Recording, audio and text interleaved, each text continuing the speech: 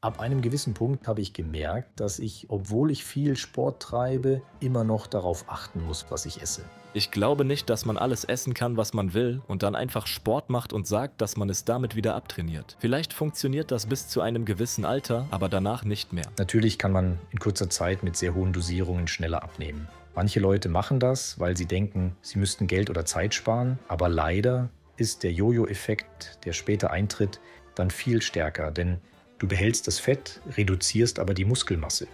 In der dritten Folge der Reihe Bleib gesund mit WDR-Moderator Bamdad Esmaili und Dr. Seto D. aus Düsseldorf geht es um das Thema Ernährung. Wir besprechen und erklären die Notwendigkeit von Sport im Zusammenhang mit Fettleibigkeit, warum wir eigentlich nur Muskeln verlieren, wenn wir zu schnell abnehmen und wie sich unser Alter auf das Körpergewicht auswirkt. Viel Spaß beim Zuschauen. Hallo und herzlich willkommen zur dritten Folge der Reihe Bleib gesund. Seit einiger Zeit machen wir einen Podcast mit Facharzt Sam Setode über Gesundheitsthemen wie die Gewichtsreduktion. In den vorherigen beiden Folgen haben wir bereits intensiv über Abnehmspritzen und die Definition von Fettleibigkeit gesprochen. Heute möchten wir über das Thema der Gewichtsabnahme sprechen. Was muss man tun, um sein Gewicht zu reduzieren? Mit anderen Worten, wie nehme ich am besten ab? Was sollte man deiner Meinung nach hier beachten? Hallo lieber Bamdad und liebe Grüße an alle Zuschauerinnen und Zuschauer. Ich freue mich, wenn ich heute wieder helfen kann. Nun, ich denke, das Beste ist, gar nicht erst dick zu werden. Das ist ideal, aber Aber es geht leider gar nicht, weil es nicht möglich ist. Schade. es ist möglich. Denn viele von denen, die dieses Programm vielleicht hören, sind Menschen, die noch im grünen Bereich sind, sowohl alters- als auch gewichtsmäßig. Und sie sollten wissen, dass wir nicht immer jung bleiben. Laut dem Programm, das die Natur für uns vorgesehen hat, verlieren wir ab einem bestimmten Alter, etwa ab 25 oder 30 Jahren, jedes Jahr etwa 1% unserer Muskelmasse. Natürlich verlieren wir sie nicht einfach, sondern sie verwandeln sich tatsächlich in Fett. Und je weniger Muskelmasse du hast, desto weniger Kalorien verbrennst du und dein Stoffwechsel ist langsamer, was zu Gewichtszunahme führt. Wenn du dann noch wenig körperlich aktiv bist und dich schlecht ernährst, gerätst du in einen Teufelskreis, bei dem die Muskeln weniger werden und dein Gewicht respektive Fett ständig zunimmt. Wenn man das berücksichtigt und frühzeitig präventiv gegensteuert, kann man vermeiden, dick zu werden. Das mag zunächst trivial klingen, ist aber, wie wir gelernt haben, sehr, sehr wichtig. Nun, wie nehmen wir ab? Wie du bereits im Vorfeld erwähnt hast, komme ich selbst aus dem Sport und erzähle daher einmal eine Geschichte von mir. Ich habe im Alter von 8, 9 Jahren mit dem Sport angefangen und 2 oder 3 Jahre später mit dem Wettkampfsport, bei dem ich zum Beispiel Mehrmals iranischer Meister im Judo. mehrmals iranischer Meister in verschiedenen Altersklassen im Judo wurde. Aber im Judo, das ist ein Sport mit unterschiedlichen Gewichtsklassen, war es damals so, dass die Gewichtsklassen einen Unterschied von 5 Kilogramm hatten und man unter diesem Gewicht bleiben musste. Ich erinnere mich daran, dass ich schon als Kind immer dabei war, Gewicht zu verlieren. Das heißt, selbst für 30, 35, 40 oder 45 Kilo und das manchmal Wochen oder Monate lang nach dem Training, obwohl wir fast sagen können, dass wir 4 bis 6 Einheiten pro Woche trainiert haben, musste ich auf das Abendessen verzichten oder darauf achten, zum Beispiel keinen Reis zu essen, um mein Gewicht zu halten. Und das hat natürlich seine Mühen gekostet, besonders wenn man in einer niedrigen Gewichtsklasse sein Gewicht halten will. Aber irgendwie wurde das zu einer Art Disziplin, wie eine Art Programm, denke ich. Und das hat dazu geführt, dass ich meine körperlichen Aktivitäten und Essgewohnheiten beibehalten habe, selbst nachdem meine Wettkampfzeit vorbei war. Denn irgendwann kam ich an den Punkt, an dem ich gemerkt habe, dass ich, obwohl ich Sport treibe, immer noch darauf achten muss, was ich esse. Also konkreter ist die Menge an Zucker, die ich jetzt esse, zu viel oder nicht. Und wenn ich von Zucker spreche, meine ich nicht nur den Zucker an sich. Ich meine das letzte Molekül, das du von jedem Lebensmittel bekommst, wenn du es isst. Die entscheidende Frage ist, was ist das letzte Molekül? Isst du beispielsweise Reis, Nudeln, Brot oder auch alle möglichen Süßigkeiten, dann stell dir die Frage, was ist eigentlich das letzte und was das erste Molekül? egal ob es Vollkornbrot oder Weißbrot ist. Natürlich ist Vollkornbrot oder Schwarzbrot viel besser als Weißbrot. Daran besteht kein Zweifel. Wegen der zusätzlichen Nährstoffe, die es für die Verdauung liefert, aber auch wegen den wichtigen Ballaststoffen für unseren Körper. Aber am Ende ist es wieder dieses letzte Molekül.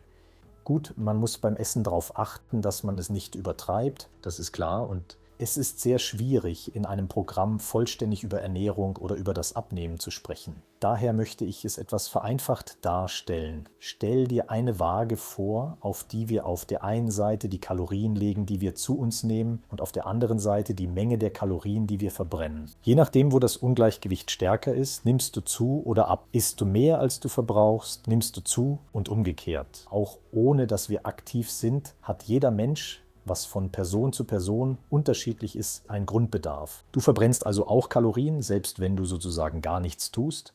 Das heißt, wenn du zum Beispiel 24 Stunden im Bett liegst, nur um die lebenswichtigen Funktionen aufrechtzuerhalten, verbraucht dein Körper eine Menge Energie. Viele Menschen verbrauchen etwa 2000 Kalorien pro Tag. Kann man das so sagen? Ja, es kann je nach deinem Gewicht, deinem Alter und deinem Geschlecht nach oben oder unten variieren. Ausgehend von etwa 1500 Kalorien pro Tag für eine weibliche Person. Diesen Grundbedarf kann man mit einer Reihe von Tests leicht bestimmen. Anhand dieses grundlegenden Parameters sowie basierend auf der Kalorienaufnahme und den Aktivitäten, die man ausführt, wird so der Überschuss an Kalorien entweder als Muskelmasse oder als Fett im Körper gespeichert. Ob man Sport treibt und gute Kalorien zu sich nimmt oder ob schlechte Kalorien aufgenommen werden, diese Unterscheidungen müssen ebenfalls berücksichtigt werden, denn Kalorien sind nicht gleich Kalorien und Zucker ist nicht gleich Zucker. Einen weiteren Einflussfaktor stellt der Schlaf dar. Ist Ihr Schlaf gestört oder problematisch? Wie ist Ihr Lebensstil? Zusätzlich spielen Faktoren eine Rolle, wie viele Giftstoffe in Ihren Körper gelangen. Giftstoffe können aus Tabak, Alkohol und sogar aus Zusatzstoffen in Lebensmitteln, Fast Food, Wurst, Schinken und so weiter stammen. Wie sehr kann Sport beim Abnehmen helfen? Denn ich glaube nicht, dass man alles essen kann, was man will, und dann einfach Sport macht und sagt, dass man es damit wieder abtrainiert. Vielleicht funktioniert das bis zu einem gewissen Alter, aber danach nicht mehr. Was sagst du dazu? Wie ist deine Erfahrung? Das ist völlig richtig. Ja, bis zu einem bestimmten Alter funktioniert es, aber danach nicht mehr. Ich denke, Sport spielt eine sehr wichtige Rolle, besonders beim Abnehmen. Und das eigene Gewicht zu halten, ist eine Herausforderung. Ich glaube, Abnehmen ist viel einfacher als das Gewicht zu halten. Denn wie wir in der vorherigen Folge, die wir im Übrigen hier einblenden werden, gesagt haben, ist Fettleibigkeit eine Krankheit. Und wenn man einmal fettleibig ist und der Körper sich an dieses Gewicht gewöhnt hat, wird man es behalten. Wie wir besprochen haben, merkt sich der Körper das höchste Gewicht und möchte immer wieder dorthin zurück. Man muss daher ständig mit dieser Krankheit konfrontiert sein, sich damit auseinandersetzen, kontinuierlich daran arbeiten, um in der Lage zu sein, sein Körpergewicht langfristig stabil zu halten, nachdem man es geschafft hat, abzunehmen. Denkst du, es ist wichtig, grundlegende Veränderungen in seinem Leben vorzunehmen, um Gewicht zu verlieren? Oder sollte man lieber schrittweise kleine Veränderungen machen? Macht es einen Unterschied aus? Was ist besser? Nun, schrittweise ist viel einfacher. Wenn du 30 Kilo Übergewicht hast, solltest du nicht sagen, dass du 40 Kilo abnehmen willst, sondern dass du in den nächsten 3 Monaten 5 bis 10 Kilo abnehmen möchtest. Denn wenn du Lebensmittel plötzlich einfach weglässt und die ganze Zeit fastest, führt dies dazu, dass du zuerst fast ausschließlich Muskelmasse verlierst. Selbst bei der Verwendung von Appetitzüglern oder den Injektionen, die zur Gewichtsreduktion beitragen. Wenn du die Dosis nicht richtig wählst oder keine ärztliche Aufsicht hast, kannst du natürlich in kurzer Zeit mit sehr hohen Dosen schneller Gewicht verlieren. Manche Leute machen das, weil sie denken, dass sie Geld oder Zeit sparen, aber leider wird der Jojo-Effekt, der später auftritt, genau dadurch viel stärker ausfallen. Denn du behältst das Fett, reduzierst aber die Muskelmasse. Die Reduktion des Körpergewichtes bezieht sich also mehr auf die Muskeln und weniger auf das Fett. Sport ist deshalb so wichtig, damit mit einer guten Ernährung oder geplanten Diät oder auch der Einnahme von Substanzen, die das Gewicht reduzieren, wenn es unter ärztlicher Aufsicht geschieht, die Muskelmasse zumindest erhalten bleibt. So kannst du dafür sorgen, dass das Gewicht, das du verlierst, hauptsächlich Fett ist. Deine Muskeln bleiben und erhöhen deinen Grundumsatz. Ich muss noch auf etwas hinweisen. Vielleicht hätten wir das auch im vorherigen Programm sagen können. Eine Person kann 100 Kilo wiegen, einen hohen Body Mass Index von über 30 haben, aber es liegt keine Adipositas vor, weil die Person nur Muskeln hat. Und eine andere Person hingegen kann 50 Kilo wiegen, einen niedrigen Body Mass Index haben, aber dick und übergewichtig sein. Man muss hier wirklich differenzieren. Muskeln, welche dein BMI verschlechtern, sind auf keinen Fall etwas Schlechtes, ganz im Gegenteil. Je mehr Muskelmasse du aufbaust, was nur durch Sport möglich ist, desto schneller wird dein Gewicht insgesamt sinken, dies langfristig, und es wird dir viel einfacher fallen, es zu halten. Wie wir gesagt haben, ist das Halten schwieriger als das Abnehmen selbst. Daher ist die Methode, schrittweise vorzugehen, definitiv nachhaltiger und gesünder und erleichtert es zudem, einem selbst langfristig erfolgreich zu sein. Du hast gerade über Fasten gesprochen. Ich denke, das ist das gleiche wie intermittierendes Fasten bzw. Intervallfasten. Wie sehr hilft das? Ich höre oft von einer Methode mit 8 Stunden zu 16 Stunden und so weiter. Wie sehr kann das beim Abnehmen helfen?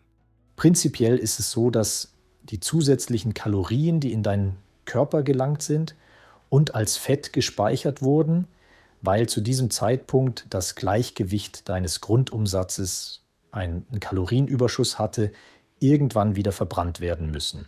Und das kannst du entweder mit langen Trainingseinheiten machen, die selbst schwierig und verletzungsanfällig sein können, oder du bringst deinen Körper dazu, den Stoffwechsel anzukurbeln, indem du ihn durch Intervallfasten gezielt dazu anregst. Um sich das etwas besser vorzustellen, mit dem Intervallfasten bringst du deinen Körper im Grunde dazu, auf deine Fettreserven zuzugreifen und die benötigte Energie aus den Fettgeweben und teilweise auch aus den Muskelgeweben zu gewinnen.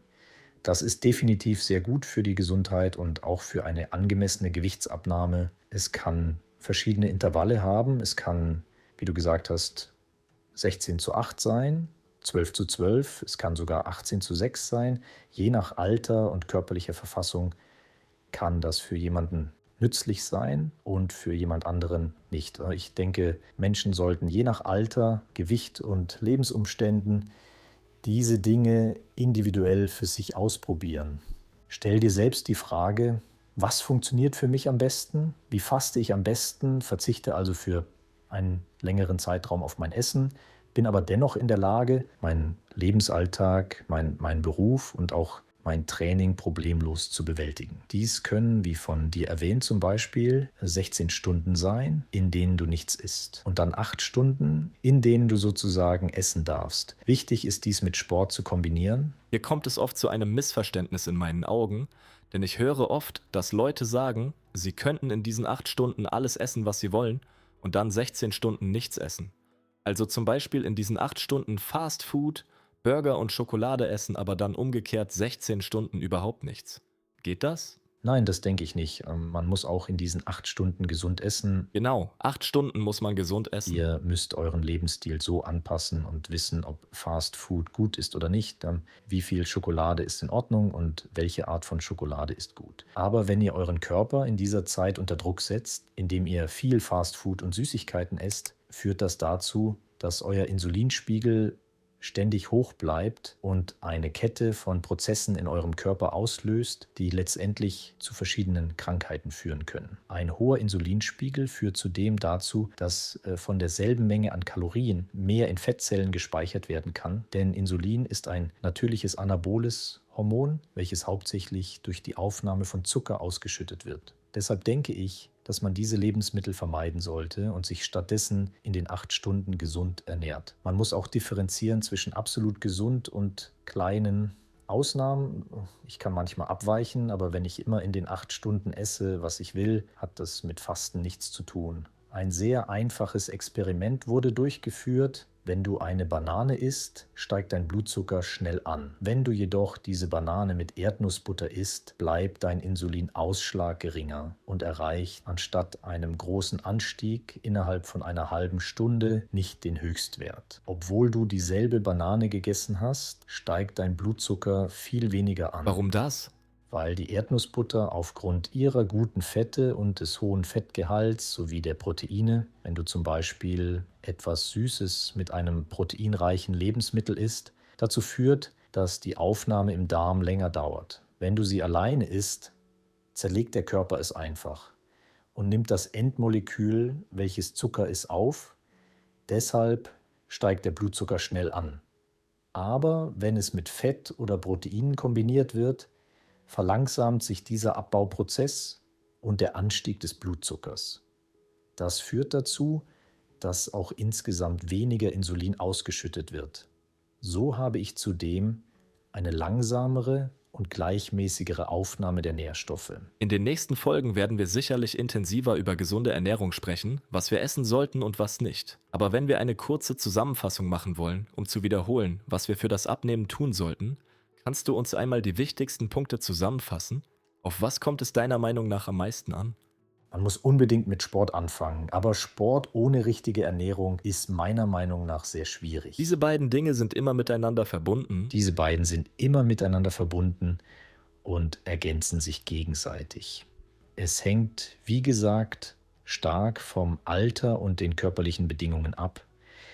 Es ist sehr schwierig, nur mit Sport ohne eine gute Ernährung etwas zu erreichen, besonders im höheren Alter, weil unsere Muskelmasse abnimmt. Ein gesunder Lebensstil, der den Konsum von Giftstoffen reduziert und auf die Art der Lebensmittel achtet sowie Stress vermeidet, ist entscheidend. Man sollte frühzeitig beginnen, gesund zu leben, auch wenn man noch jung ist. Ja, und das sind die Dinge, die man im Allgemeinen sagen kann, aber wie man sie umsetzt, ist natürlich ein viel längeres Thema. Super, vielen Dank, lieber Sam. Sehr gerne. Und danke an euch, dass ihr zugeschaut habt. Ihr könnt in den Kommentaren schreiben, über welche Themen ihr in zukünftigen Folgen sprechen möchtet. Darüber würden wir uns wirklich sehr freuen. Natürlich freuen wir uns ebenfalls, wenn euch das Video gefallen hat. Vielen Dank fürs Zuschauen. Schaut euch gern auch die anderen Folgen an. Bis zum nächsten Mal und denkt immer daran, bleibt gesund.